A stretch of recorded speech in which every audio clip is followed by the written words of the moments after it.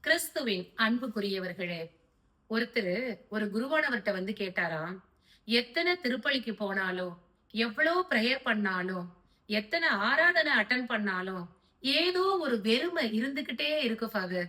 மனசுல ஒரு நிம்மதி ஒண்ணுமே இல்ல. ஒரு வெறுமையா இருக்கு.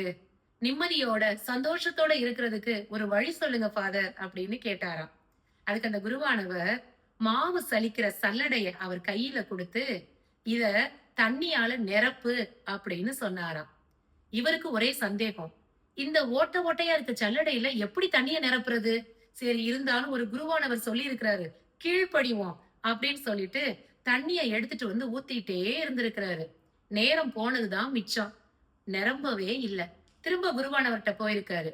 ஃபாதர், சுத்தமாவே இந்த தண்ணியால எப்படி நிரம்பும்? இந்த மாதிரி ஓட்டையில எல்லாம் போயிடுதே. அப்ப அவர் சொன்னாரா, இத நிரப்ப முடியும்.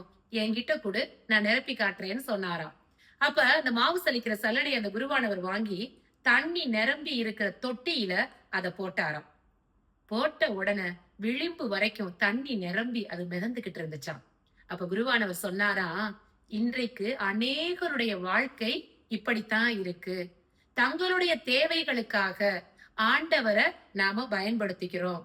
அது எப்படி ஆயிடுது? இந்த ஓட்டையில வெளியில போற மாதிரி போய்க்கிட்டே இருக்கு. அதற்கு பதிலா அவருடைய தேவைக்கு நம்மை பயன்படுத்துவதற்காக நம்மை அவரிடம் சரணாகதி ஆக்க வேண்டும். அப்பொழுதுதான் வாழ்க்கையினுடைய அர்த்தமே தொடங்குகிறது என்று சொன்னாராம்.